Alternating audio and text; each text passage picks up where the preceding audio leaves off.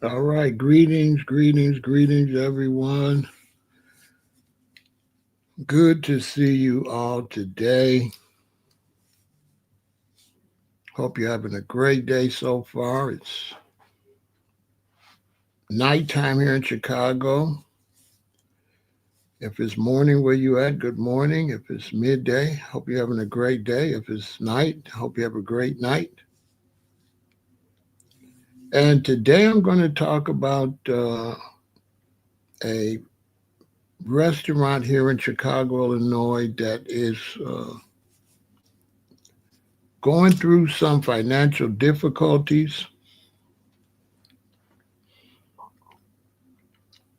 It's a restaurant called Planta Queen, located downtown Chicago. And they're going through some difficulties trying to stay open. And they're considering adding meat and seafood to their menu.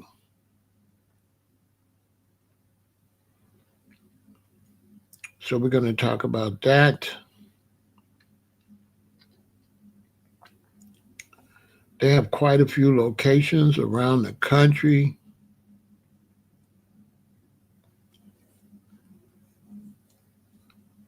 And here in Chicago, it's a very classy restaurant. It was a restaurant, or it is a restaurant that I go to when I want to go to an upscale restaurant, maybe on a date. And I would take them to Planta because it's a more cozy environment, sets a great mood when I'm out with a woman. Really classy, elegant, upscale. So it's really nice to have restaurants like that, plant-based vegan restaurants like that. You know, we have the fast food restaurants, then we have the restaurants that's nice for dinner, lunch, some of them even breakfast. But then, you have to have the upscale restaurants. And Planta is definitely top of the line, gourmet, vegan food, real unique, real impressive, located in the heart of downtown Chicago, which adds more elegance to it, a lot more impressive to your date, a lot more bonding if you're a couple. Really nice if you're doing business, if you're having a business meeting around lunch hour, it's the perfect place.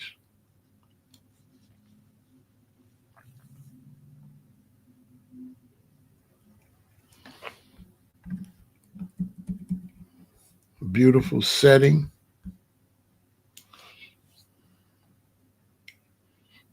top of the line. They have locations all over the country. And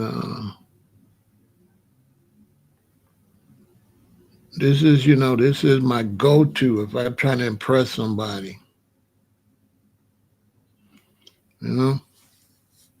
So if I'm trying to impress somebody, a queen, or trying to have a business meeting, or a subscriber flies in town and wants to meet me, just be one of the choices depending. If they got children, I'll take them to a more family oriented type restaurant. But if it's just a businessman or a man by himself or a woman by herself coming to meet with me, this is more quaint, more personal. I'll take them there. The design is This is the Chicago location. Like I said, it's top notch. When you're in there eating, other executives and business people that work downtown to be in there if it's during the week after work hours, whatever. So it's definitely classy if you're trying to, convert someone and show them, that the plant-based lifestyle is regular, just like any other. This is a great place to go. I'll probably go in there this month, probably around my birthday on February 22nd. I'll probably go in there and treat myself to a dinner. I like it.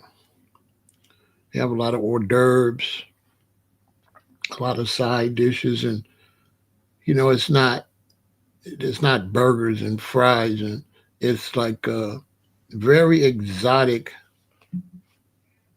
food, um, for sure. Top chefs for sure to be able to make the food, and they're going through something economical. So they're trying to consider if they want to carry meat and seafood in their locations. Many vegans say no, they'll definitely go out of business. I agree, they'll go out of business. You're not going to be able to.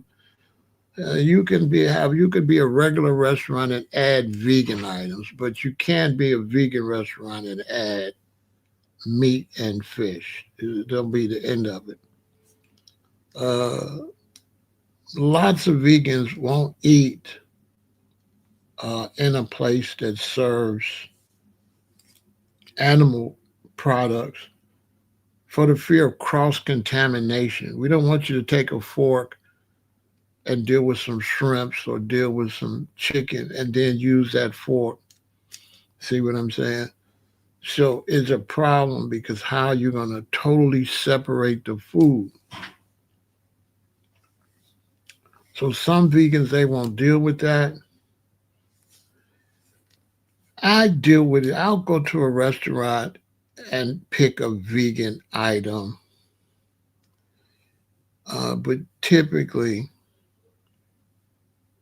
like the Cheesecake Factory have a lot of vegan items. I'll go there if I have to.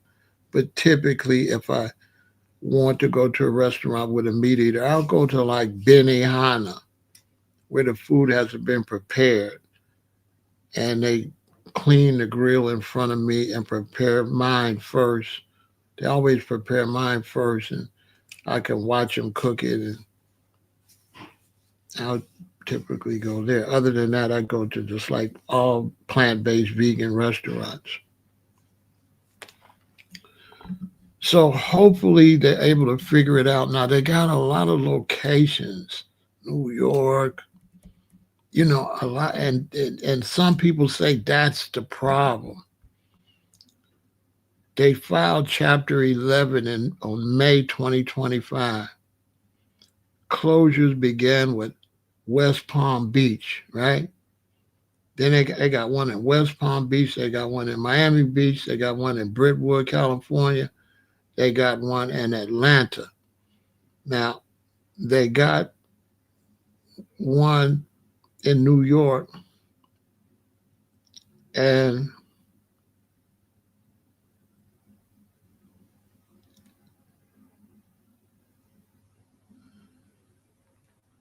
they say Neat Burger, bagged by Lewis Hamilton and Leonardo DiCaprio, closed all UK locations and entered liquidation. I don't know who Neat Burgers is, but they got a lot of high scale locations. You see, Palm Beach, Miami Beach, Brentwood, California, Buckhead, Chicago. So they expanded too quickly. A lot of vegans are saying they tried to grow too fast.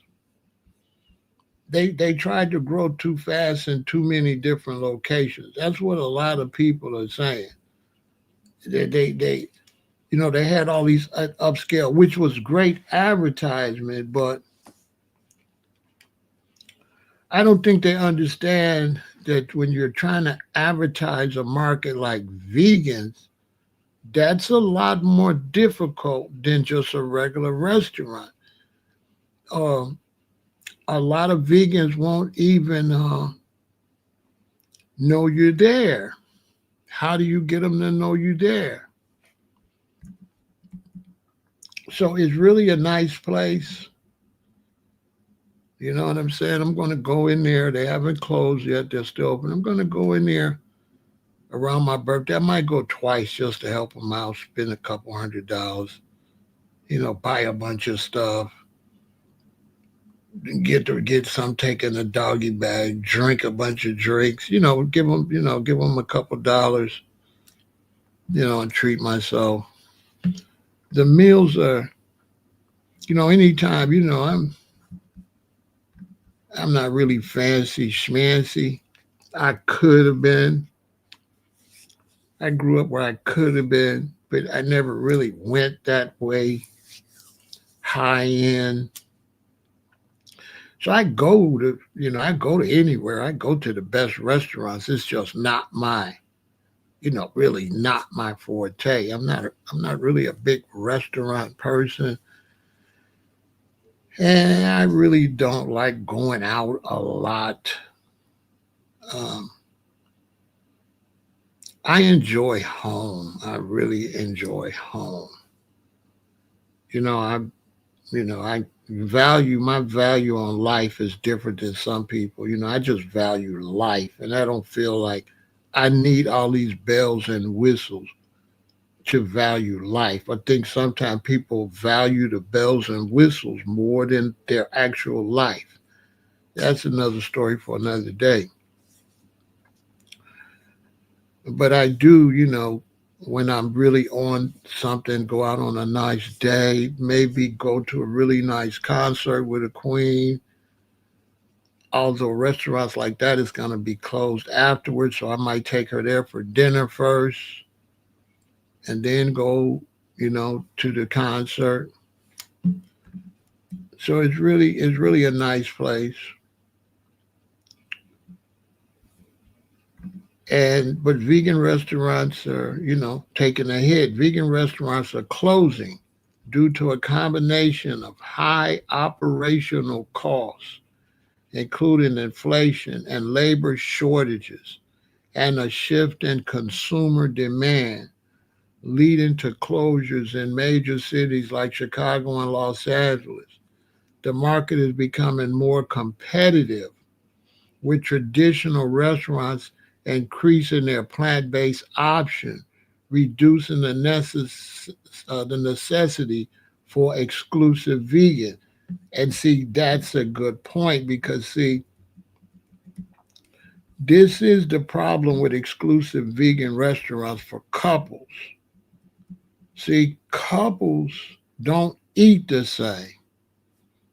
And so, like my daughter's mother, when we got together, I was the one with the dreadlocks. I was the one that was a Rasta. I was the one that was comedic. I was the one that was a vegan. She was just a queen from Chicago. And we got together, fell in love, had a child, and she ate how she ate, and I ate how I ate. And she would make sure when she cooked everybody's food, she took special care with the food that I would eat. So, she cooked regular chicken and stuff for her and the children. But if she made sweet potatoes, if she made greens, she would use like sea salt. She would use like plant based margarine, stuff like that. The children don't know the difference. Greens is greens, sweet potatoes, sweet potatoes. As long as they sweet and potatoes, they gonna eat it. So I would be able to still eat. I would still be able to eat the sweet potatoes, the corn or the greens or the cabbage or whatever. So it worked out perfect. Over time, She was still going to the beauty shop and all that. Over time, she started growing dreadlocks on her own. She got tired of going to beauty. I didn't tell her. And she became vegan on her own. And I tell this story to a lot of people. I used to be going and getting my food for my family. It was me, a queen, my son, whose mother had passed away, my stepson, my two stepdaughters, and the baby, which was mine. So it's like four teenagers and a baby, a child, the woman, and me. A lot of times with families in Chicago, kind of like Friday and Saturday, we kind of don't be doing no cooking and stuff a lot of times. We'll have cook for maybe Sunday. So maybe on Friday evening, it's my time to go get food. And so when I had to go get food in this, I had to get everybody what they ate. I'm showing you vegans like don't push your lifestyle. So I didn't push my lifestyle. So I had to get everybody what they ate. Another thing, don't be judgmental because you could have seen me on my YouTube channel talking about veganism and drive by and see me at a chicken spot and you say, man, I see Furrow getting some chicken. Well, the children would want chicken and fries. So I would go get them what they want to eat because you can't force anybody to eat like this because they will just cheat anyway. So when I used to go get dinner, I used to have to go to 3 different places because the children want J&J fish, where I can go and get a big old thing of fish, a big old thing of chicken and fries. And, the twins, the two boys, this is 4 teenagers. They could put it down. And the baby would eat that. Of course, you know how your queen is. The queens, they want, what they want. So I had to go and get my queen what she wanted, which would be like she might want jerk chicken. She might want her food from the Jamaican spot, or she might want something else. So when I would go out and make food runs, I would have to go to 3 places. I would have to go get the children's food, my queen's food, and then go to the vegan restaurant and get my food. In the process of getting my food all the time, one particular time I had a battered cauliflower basket from Soul Veg on 75th in Indiana. And so my queen sitting there, we sitting in the living room, the TV's on, family stuff. And she say, Furl, let me have some of your cauliflower. So I gave her 2 pieces of the cauliflower and some of the fries. And hey, I didn't think about it. So the next week or so, when it's time for the food run again, she said, are you going to the Hebrews? Because, Soul Veg was ran by some Hebrew Israelites. So she said, you going to the Hebrews? I said, yeah. She said, give me a cauliflower basket. Okay. I got her a cauliflower basket. That's what she ate for dinner. So then it got to every time she wanted the cauliflower basket. And once she kept eating the cauliflower basket, now she want to go in there herself and start trying different things. Today, she's a vegan. She went vegan on her own. Real talk. She just changed on her own. That had nothing to do with that. Because once she found one thing she liked and she got used to eating it, this is going to adapt your taste buds. So when you start eating natural food, when you start eating food that's battered and really good ingredients, and you start eating whole cut fries and not those frozen fries, once you eat whole cold fries, you're not going back to frozen fries ever because it's just no competition. So she changed on her own. And so vegetarian helped that happen. And so for this restaurant now, they're kind of struggling. And in Chicago, A lot of vegan restaurants are closing. Chicago awarded 2025 most vegan friendly city in the United States. Just suffered a quadruple gut punch with the loss of four plant based restaurants in just 8 days. Across the city, Kitchen 17 in Avondale was first to close on November 25th. Native Foods in the Loop closed on the 28th. Chicago Raw in Streeterville closed on November 30th.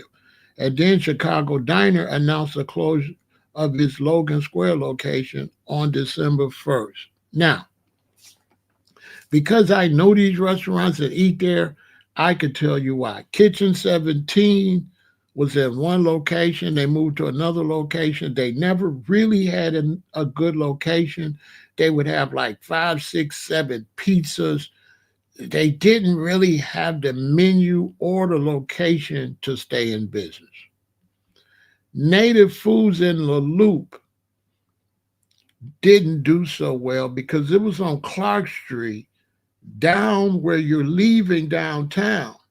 And so if you work down around State Lake, down in the middle of downtown, that's a million miles away.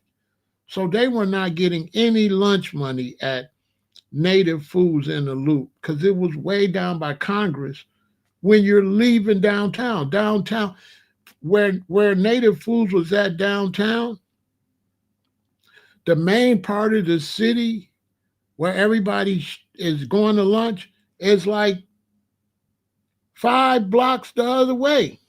Well, you know, when you at work and you're going to get lunch, you got to go somewhere close. So bad location. Chicago Raw in Streeterville closed. Another bad location. Streeterville is there's not no foot traffic. And the Chicago Diner on Logan Square closed. It's not a good location. Chicago Diner down on Clark, on Halsted.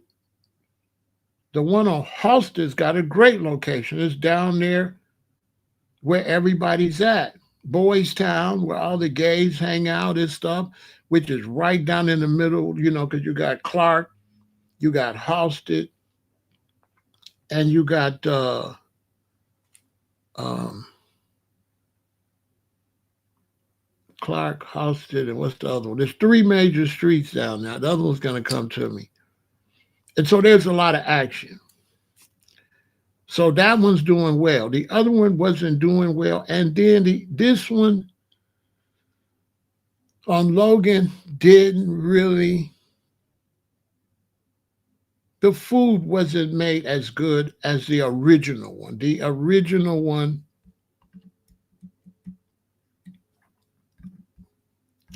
the food was better, okay?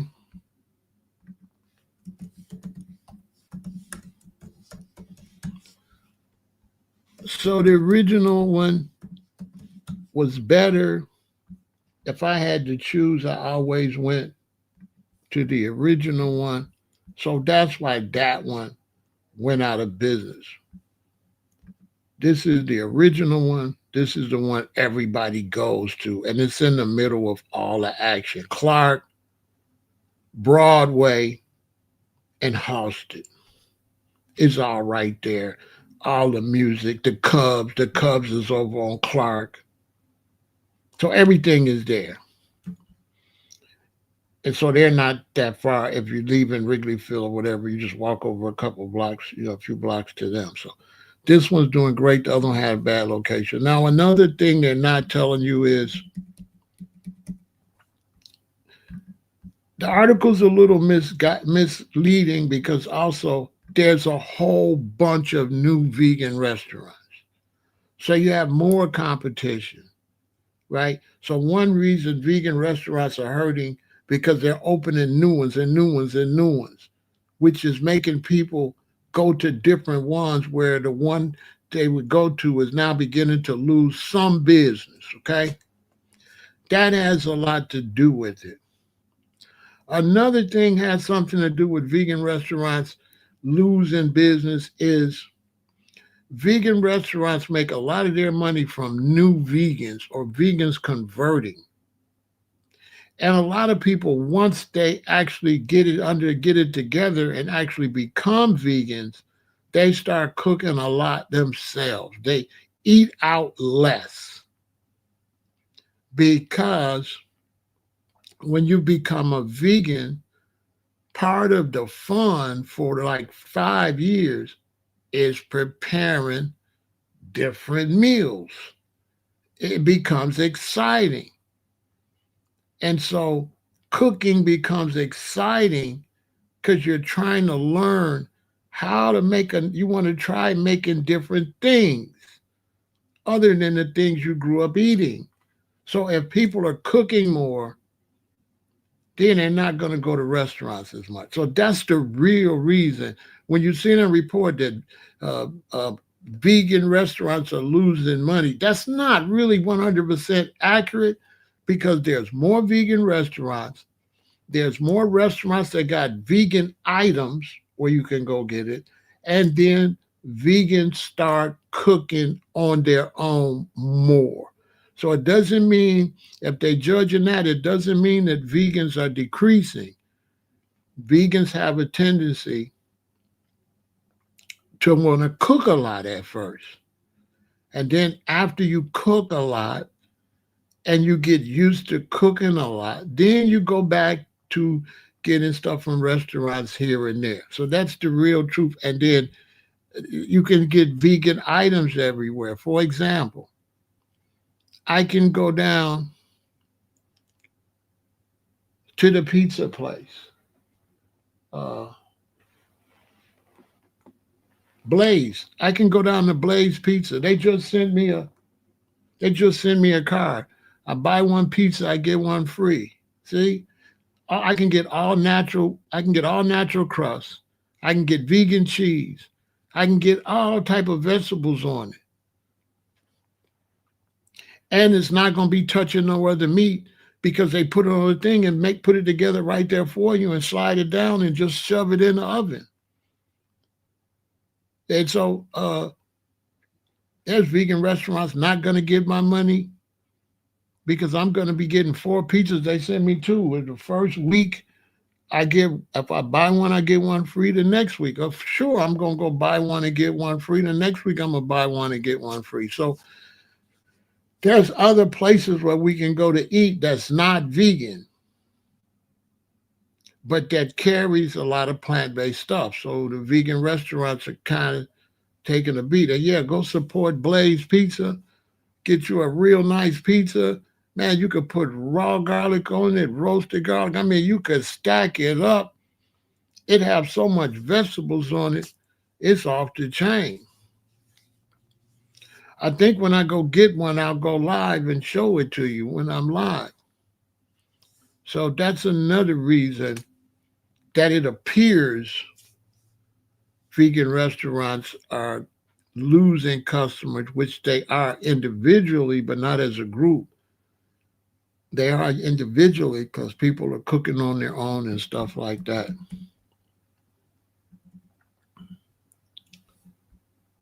So Planta took a survey.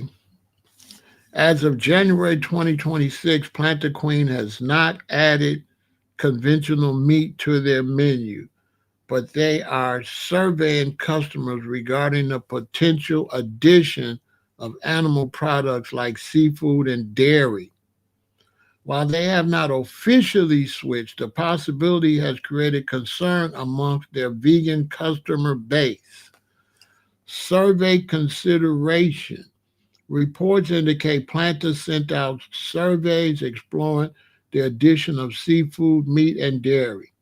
Current status, they remain a 100% plant-based restaurant chain, but are facing financial pressure from rapid expansion. Reaction, the potential move has caused backlash from loyal patrons. Planta is known for its high-end 100% plant-based vegan dishes such as sushi, dumpling, and wok dishes. So now that's where you can go and get the sushi. You can really get some high-end vegan food prepared, but you can't go from vegan back to fish, meat, and dairy. No, they're gonna go. They're gonna go out of business. Every one of their restaurants that do that will go out of business. No ifs, ands, or buts about it. There's videos with vegans saying it's over with if you do that. It's done. What they need to do is close the weakest locations and leave their other locations open in other cities and try to regroup. They open too many. The one in Chicago, I don't think it has the best location. I don't think it has the best location. It's too far away from everything. You gotta be in the mix. And even though you're downtown, it's a certain place you gotta be downtown. You just can't be everywhere downtown. If everybody's over here downtown and you're over here, uh, nobody's there. So their location downtown is, to me, not the best location. To me, and right now, I don't know what's going to be the best location because Michigan Avenue is going through something right now. They got trying to figure out how to get people to even come downtown with this current economy. So I don't know how they're going to make it work because the economy is struggling right now and people aren't trying to go out and spend that kind of money. You know, people are not really going to go out and spend no $150, $175 for two people to have dinner. You know what I'm saying? I don't see it because it's high end. And, you know, when you get that high end food, they just give you a little bit. You know, you get a little bit of this and a little bit of that and a little bit of this. You ever been to a gourmet restaurant? Oh man, you'd be like, oh wait, what I'm gonna do with this little bit? But as a vegan, it's very interesting because you get to taste different things and how they put it together. So I enjoy it. It is costly though; it does cost, but I enjoy it because you can tell these are really good chefs, and you know these ingredients are expensive. You know, our ingredients are expensive. Like Whole Foods is expensive. If you buy in Whole Foods, I don't mean the store. I mean the real. If you're buying really good spices and really good herbs, it costs. Just like if you're trying to get away from plastic and you try to get herbs in a bottle glass, it could cost you. Now, luckily, they got one company that's putting all their stuff in glass and is still charging basically almost the same price. But in a lot of cases, just getting olive oil in glass instead of in plastic gonna cost more. Getting coconut oil in glass gonna cost more than the coconut oil in the plastic. People trying to get away from plastic for it to be really clean is costing more. The packaging is costing more. So, you know, unless you got a striving economy, and you know, us vegans that are experts, when the economy get messed up, it don't bother us because we know how to make really cheap vegan food. Because we'll eat a low quality item with a bunch of high quality stuff. So we'll go get some really good ramen noodles, but then we'll saute up some really healthy vegetables and dump a whole bunch of them in there to raise the nutritional value of the meal and to help with digestion. So the meal be fire because we just use the ramen noodles as a base. We don't use it like for nutrition.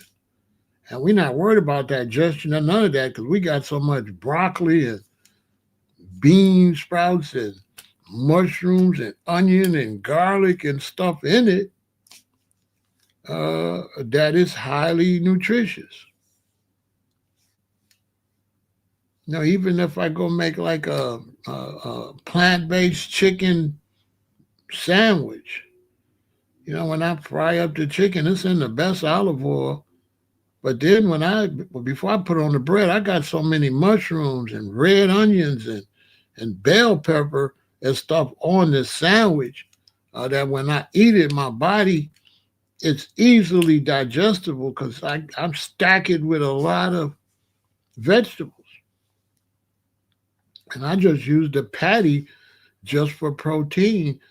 So when I get my workout, I got some protein to build some muscle.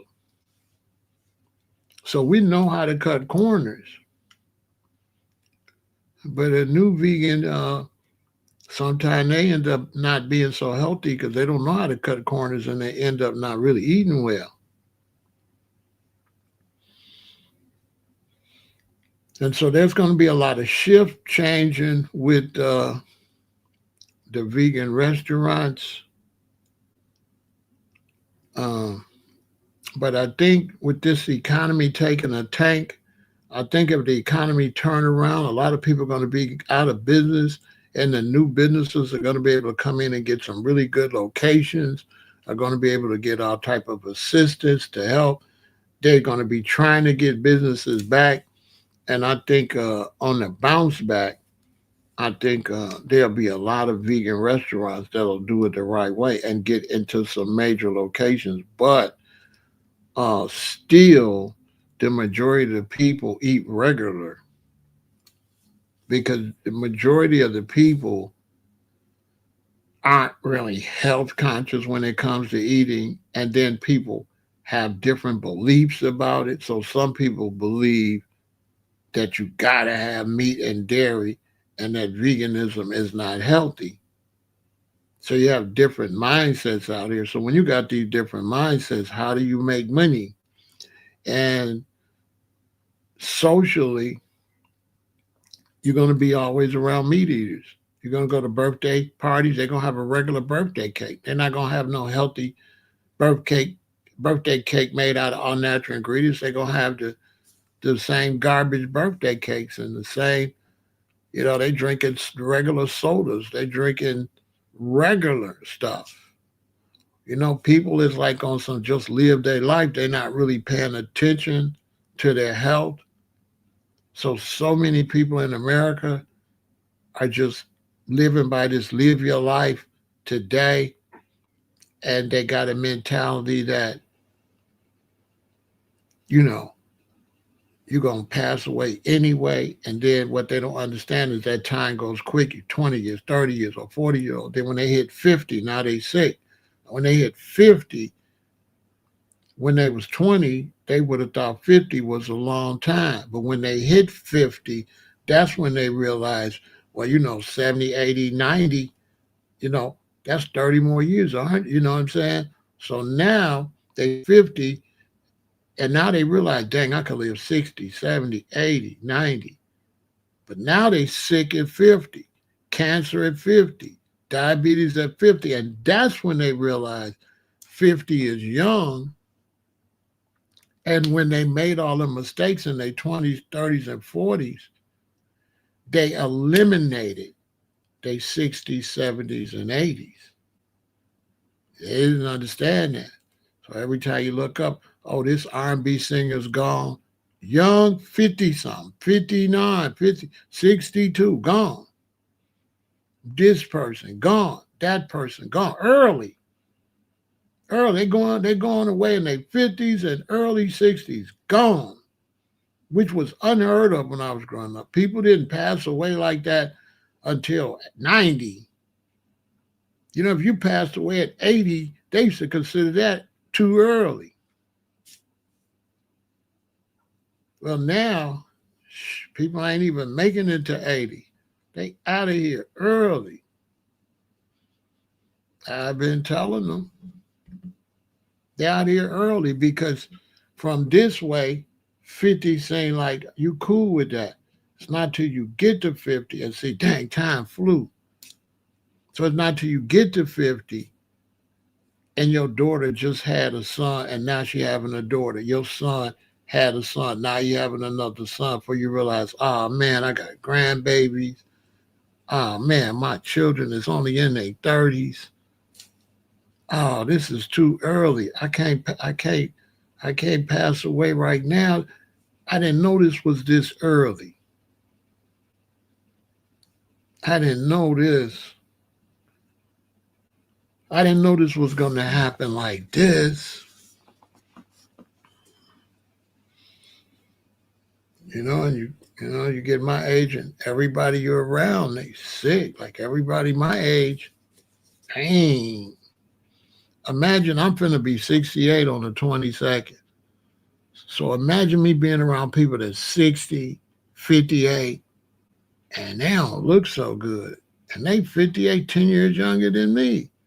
And they don't really look too well. A lot of them is on like crazy medication.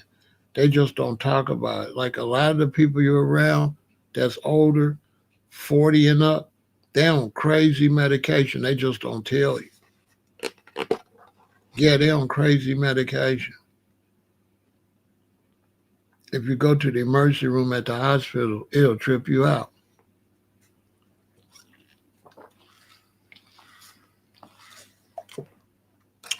Shout out to my people at Starbucks. They make my coffee special with coconut milk, and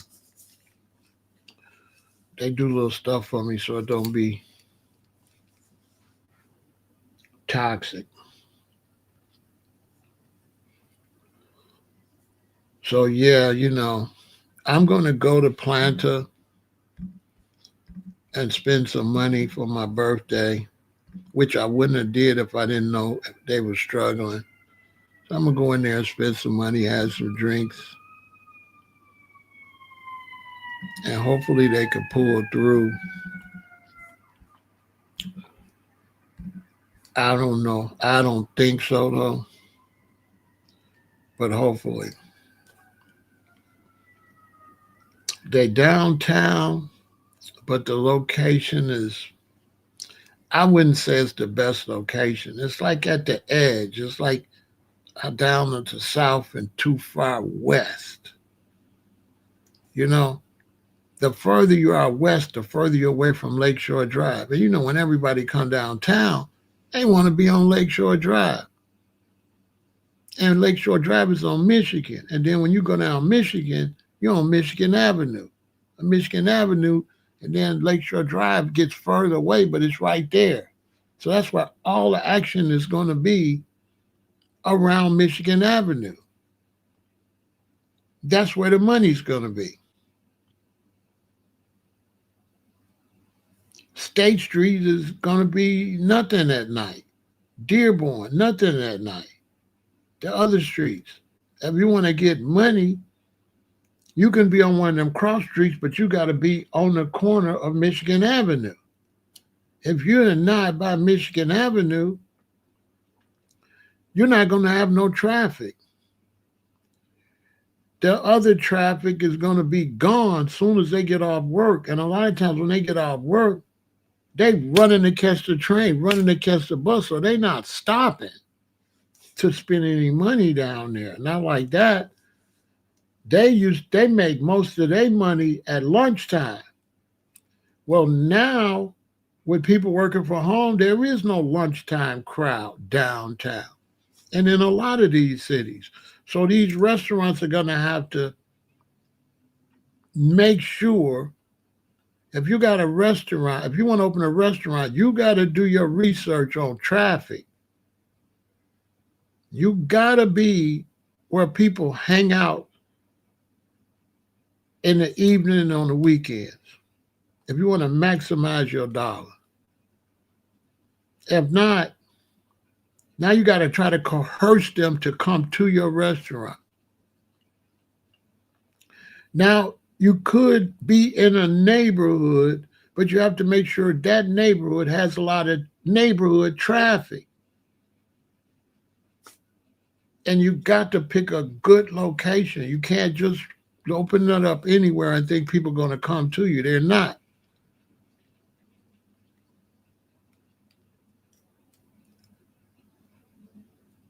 If you want to make some money with a plant-based restaurant, you know, try to get by a university. You got to get somewhere where people moving around in the day and everybody just don't run in at night in order to make some money. In downtown Chicago, everybody disappears and everybody goes to Michigan Avenue. That's just how it goes. Chicago has North Michigan and South Michigan, and the river runs down the middle. On South Michigan, it's all the businesses and stuff, and people be down there hustling and bustling, but that traffic been cut down by 2/3 because so many people work at home. So all the restaurant stuff down there is losing money.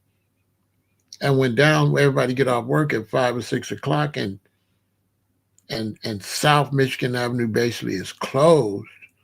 All the action is on North Michigan Avenue. That action has gone down because the action on South Michigan Avenue went down. If you don't have a lot of people on South Michigan Avenue, who's going to go over to North Michigan Avenue? And so the economy right now, if you want to open a restaurant, this is the worst time to open it. You're making a bad investment.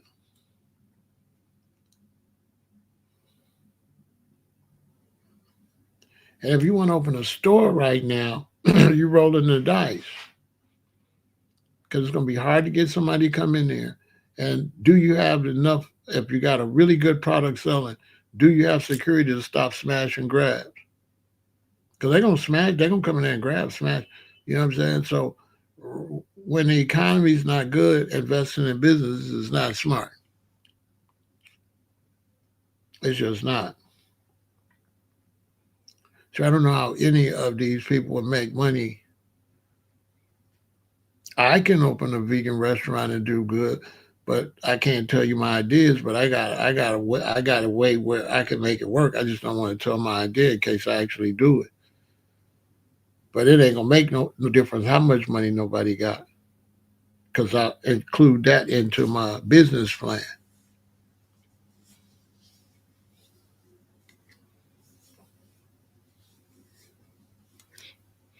But without that, I don't see it happening.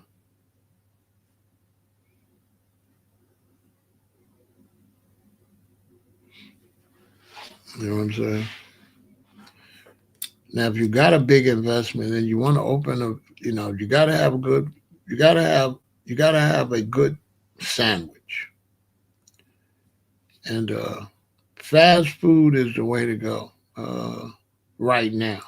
You want to have burgers and sausages and hot dogs and fries and stuff like that. The other more healthier vegan food, you're going to struggle with that because you're going to have a certain restaurant. You're going to have a great location. You could make it work, but it's going to be more of a struggle.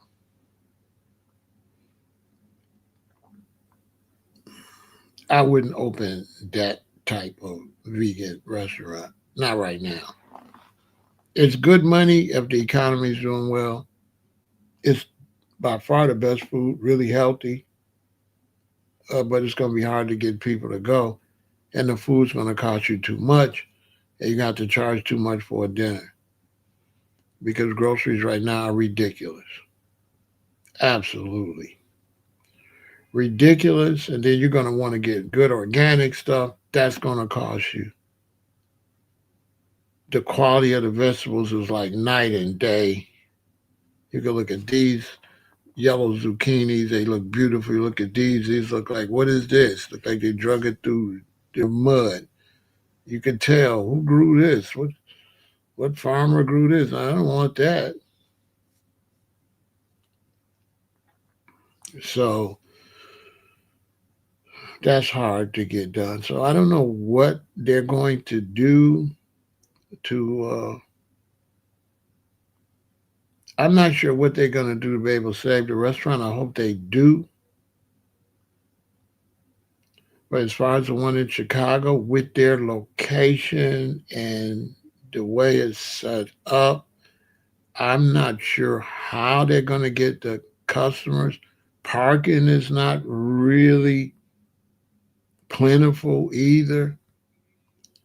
And when I go over there, I always get a park. You got to pay parking. But the fact that there's empty parking means the restaurant's not doing well. So if the restaurant's doing well, where's everybody going to park? Where's everybody going to park? They're going to have to park a couple blocks away if the restaurant's doing well. Are they going to want to do that in the cool, cold weather? No. And when I go, I never had problems parking. I park right across the street. Why? Because when I go in there, hardly nobody's in the restaurant. So they're in a tight. My advice to them would be find which restaurants got the best location in all the different cities and close all the rest of them and stop the bleeding. How much money is the person that really financing this? How much are they pouring into these? They're losing big money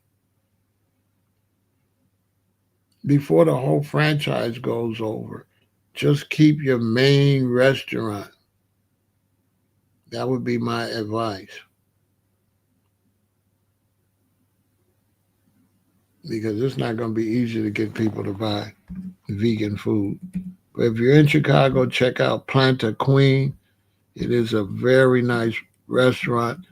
Definitely worth going to if you come to Chicago and you're visiting, you want to eat right and you want to experience elegance and you want to try some gourmet vegan food. It's definitely worth it. I ain't gonna lie.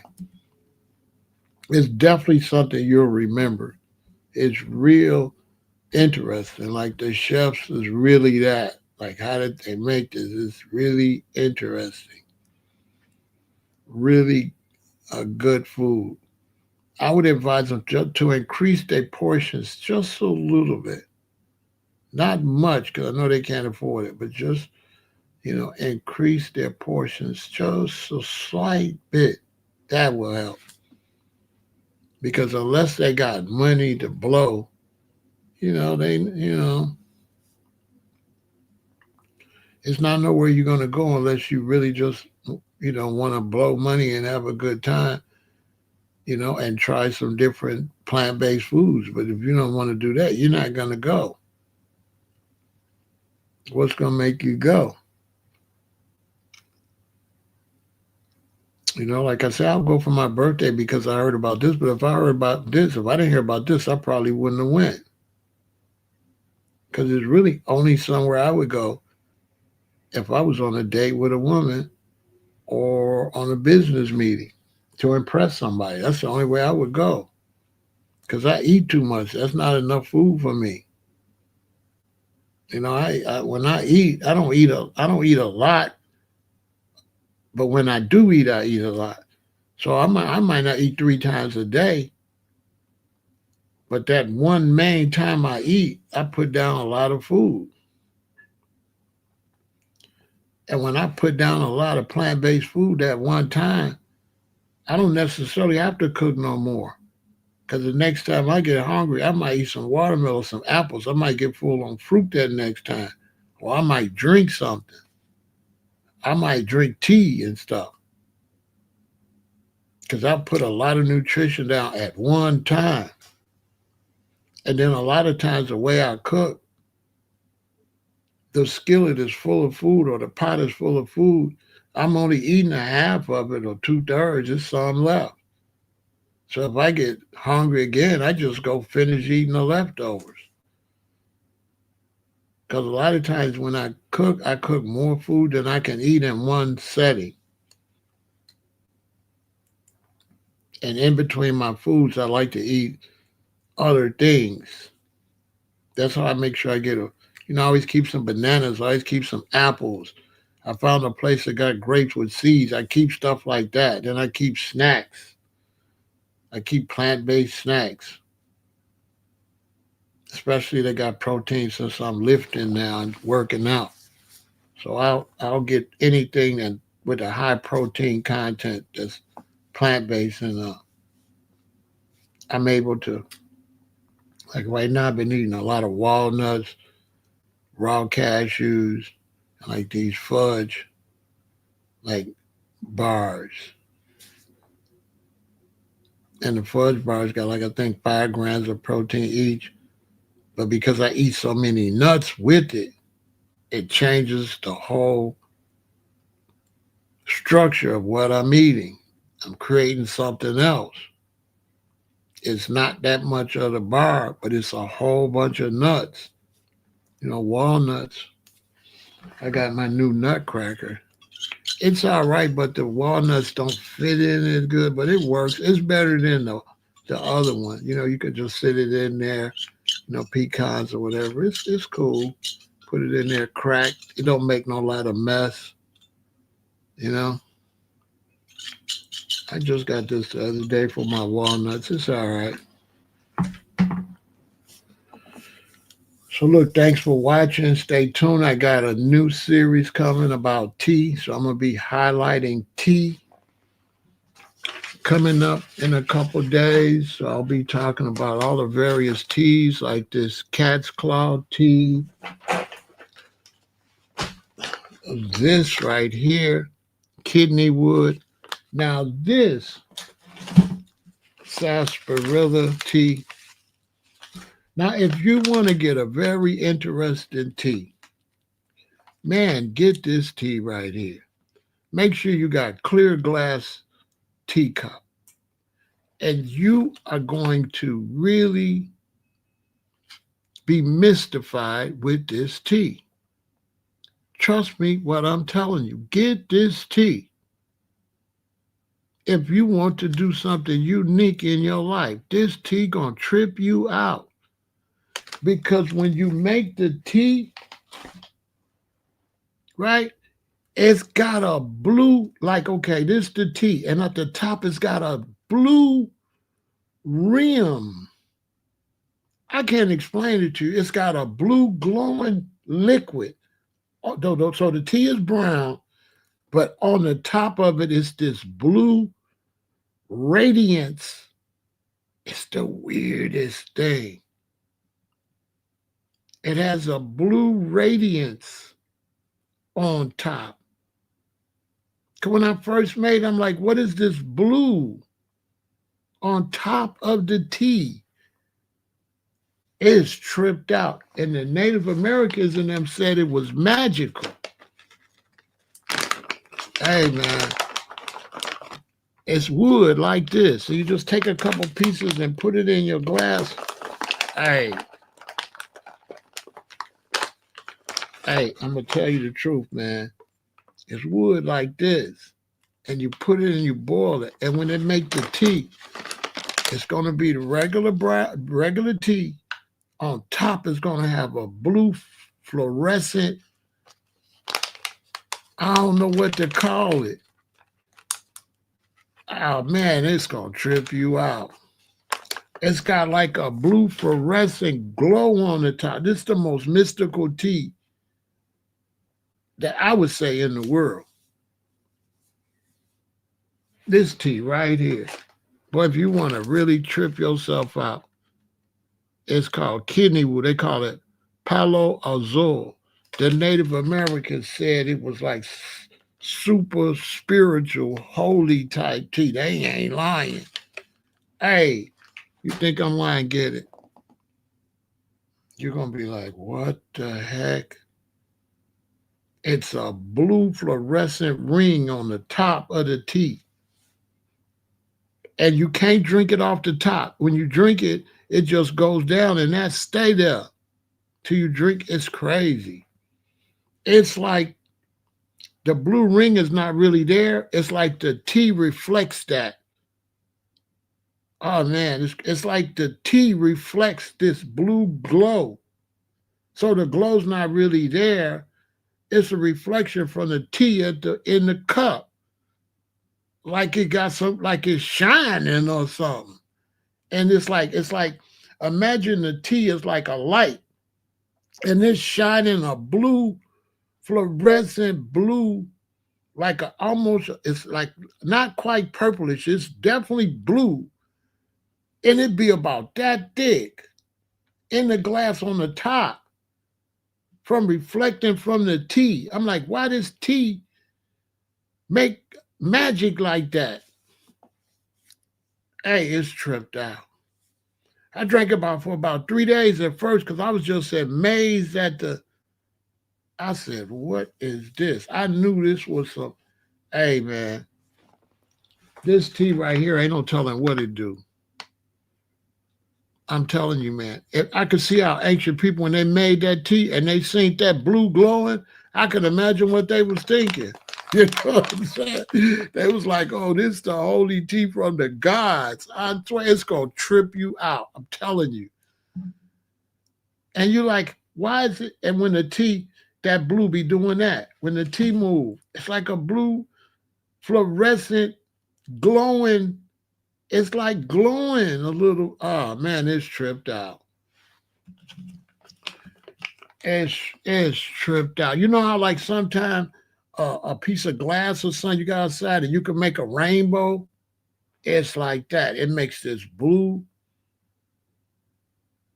When you pour it in your glass, get a clear glass so you can really enjoy it. Get a clear glass and make this tea and put it in your glass, and you're gonna be like, you're gonna trip out on this tea right here. This man, this tea gonna blow your mind. I got a lot of tea. I got a lot of herbs. I eat a lot of stuff. This is the most mystical thing I've ever consumed in my life. And I ate all kind of stuff in Hawaii and all that. This right here, this different. This is this is this is different. I ain't gonna lie. The Native Americans, they used to have a big ceremony with it, and they would put a bunch of the bark in a big old cauldron and make a lot of it for the whole tribe. So hey, imagine when they make a big cauldron of it, how blue it used to look. Because mine just in a teapot, right? So imagine a big thing and you see that big old glowing blue circle. You're going to be tripping out. I'm talking about blue, this color blue, this light, but a little like darker, like a mixture of that blue and that blue. And it's fluorescent.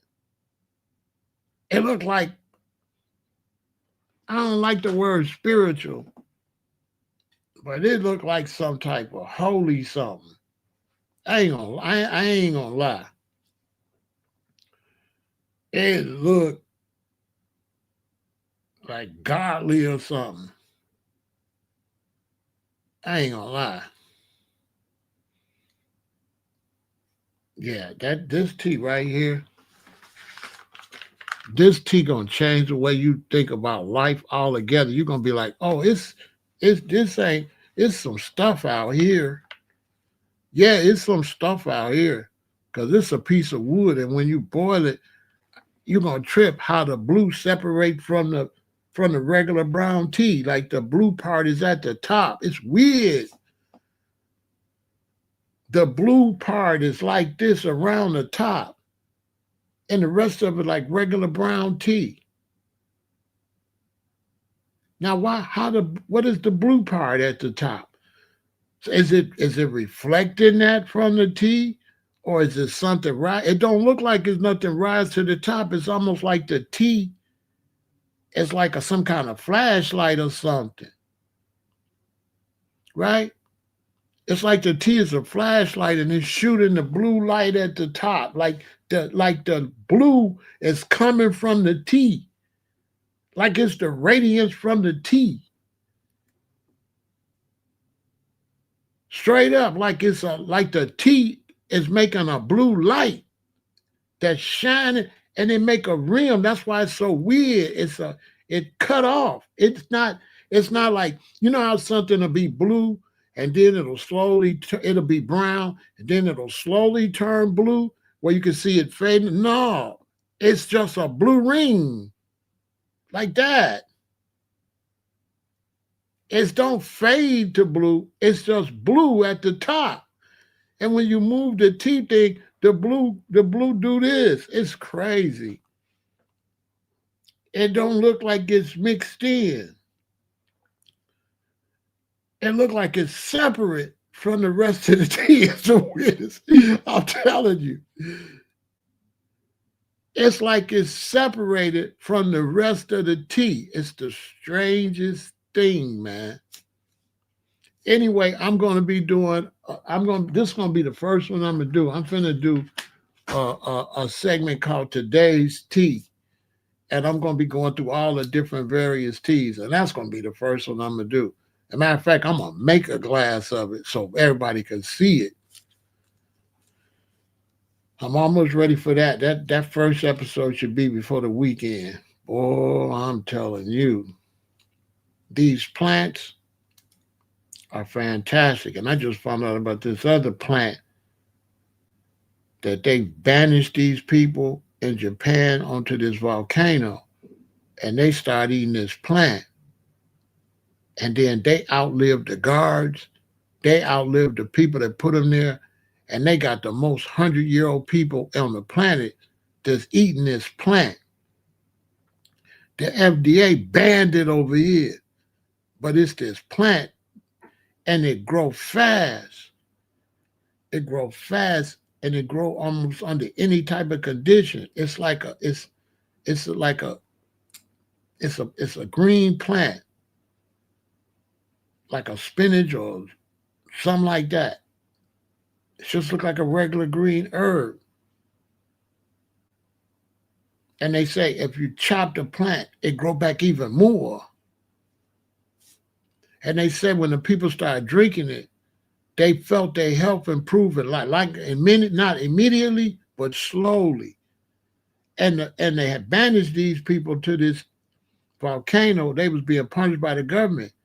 And the people, when they banished them and they found that plant started eating it, they outlived the guards. They outlived all the politicians that put them over there. They outlived all of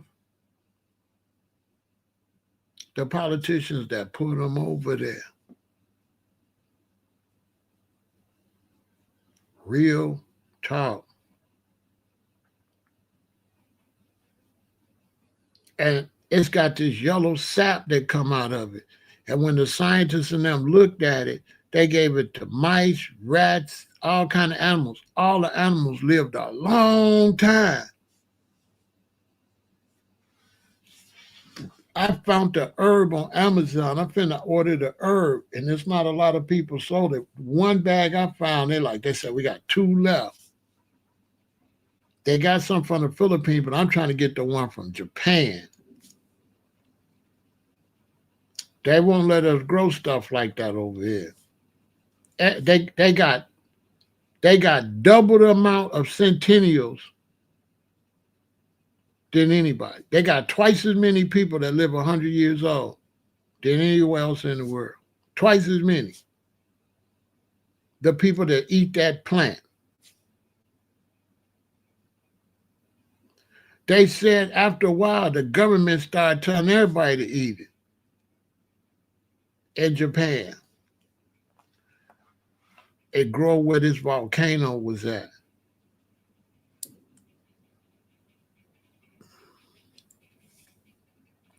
I'm watching this YouTube page, and it's showing all the miracle plants, all of them banned. All of them banned. All of the miracle plants is banned.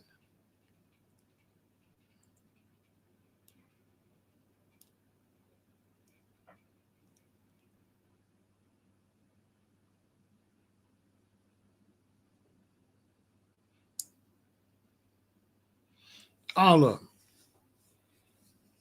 Banned. Every last one of them. Man, there's some plants out here, they do not want people to get them. They don't want you to get them. That's why those of us that's vegan and plant-based, we really got to fight hard for the freedom to get this herbal medicine, these natural plants, because the pharmaceutical industries and people like that, it ain't to their best interest for us to be healthy.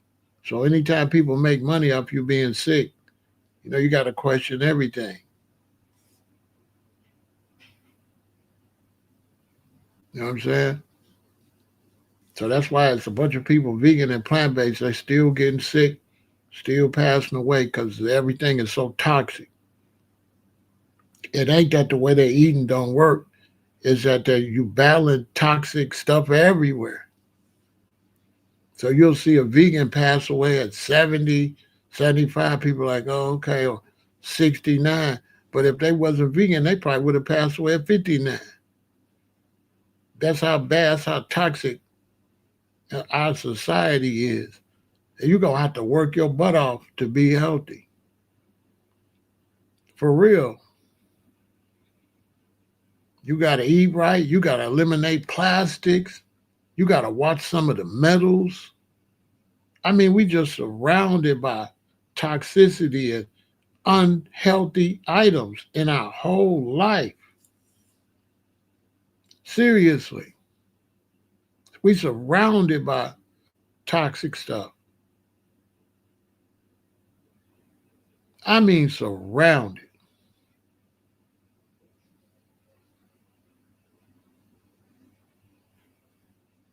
Like I just seen the dude, he like, when you make this, you got to use a wooden spoon because if you use a metal spoon, it's going to kill us. I said, are you serious? Like he was mixing some herb with some water or something. He said, but you got to stir this with a wooden spoon. If you put the metal spoon in there, it's going to kill it. I said, are you kidding me? I didn't know that. That when we be making our tea and stuff, they say when you put the metal spoon in there, it do something to it. I said, what? I just found that out today. I said, what? Like, yeah. A lot of them, when they make stuff in a mason jar, they don't put that top on it. They put like this cloth on it and tie a hemp string on it. I said, what? Because that top, they say that top going to take all the medicine out of it. You know, the metal top on the, man, I didn't know none of that. The metal top on the mason jars, when they be making medicine and stuff in the mason jars, they don't use that. They use that paper.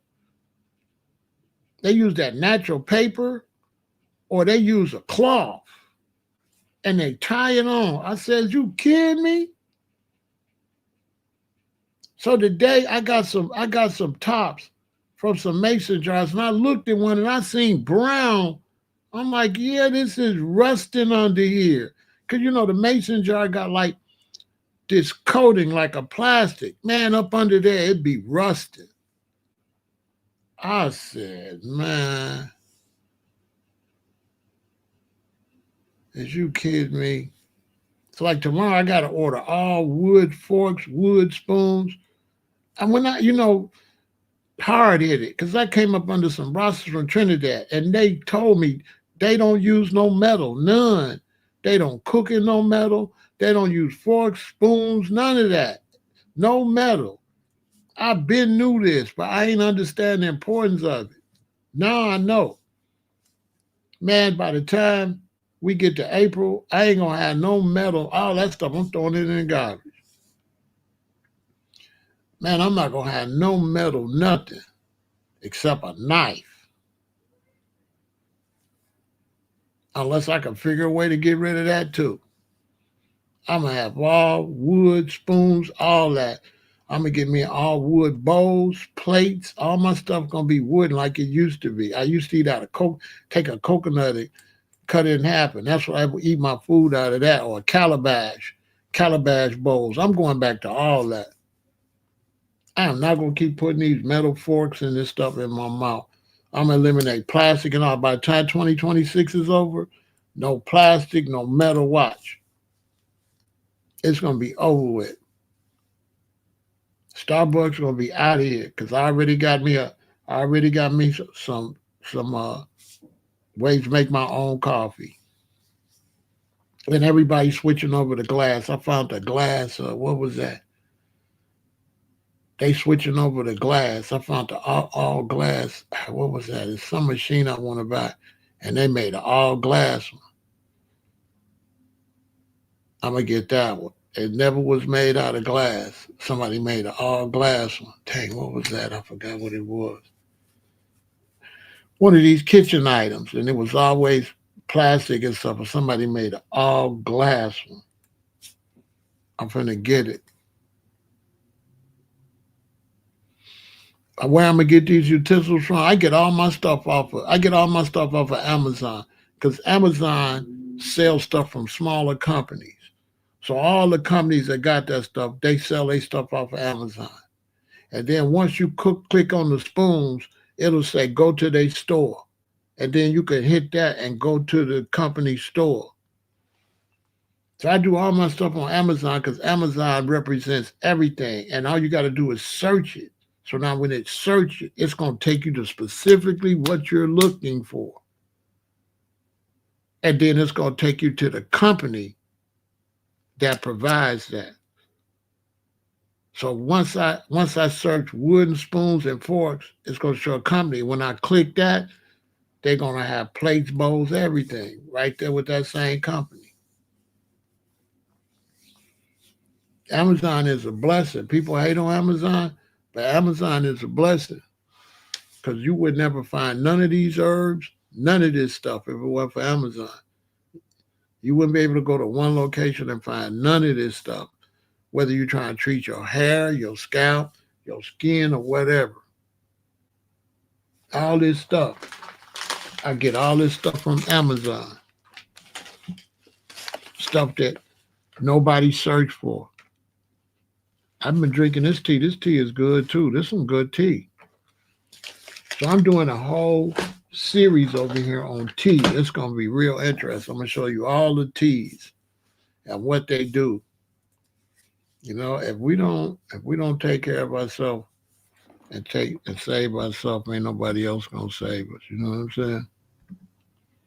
So look, y'all stay positive, eat right, and if you're trying to change the way you eat, get the easiest way to become a vegan. To everybody that ordered theirs, they're on the way. I just sent out a bunch of them. Right? They on their way. The one sister, yours came back because it was the wrong address. I sent you two this time, so give it to a friend. And even if you're eating right, order some copies of The Easiest Way to Become a Vegan and um, help your relatives and stuff. And I'm finna update that whole website with a lot of shirts and stuff like that for the summer. When I get back, I'll still be going live, but I'm gonna be going live from another state. I'm gonna shut down the shirts and everything on Vegan Intel, but you'll still be able to get the manual, but you won't be able to get no clothing or nothing until let me see, March, till June. When I get back, I'll be gone for like 3 months. When I get back, I have all the new gear and everything. It's gonna be fire. And the new my booklet because I got the manual, the easiest way to come big. I'm gonna drop the booklet when I get back. So I had the manual and the booklet. The booklet might drop before I get back, so you might be able to get the booklet in about a month or two.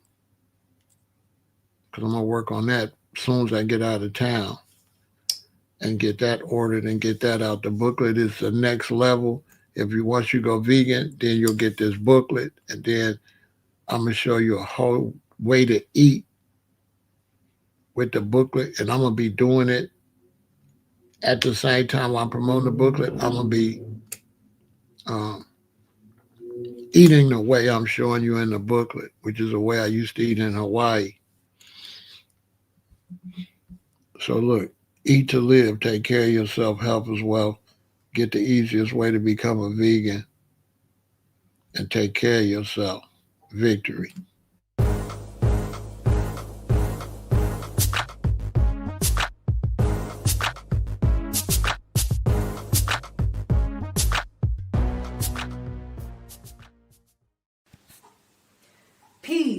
health, and longevity.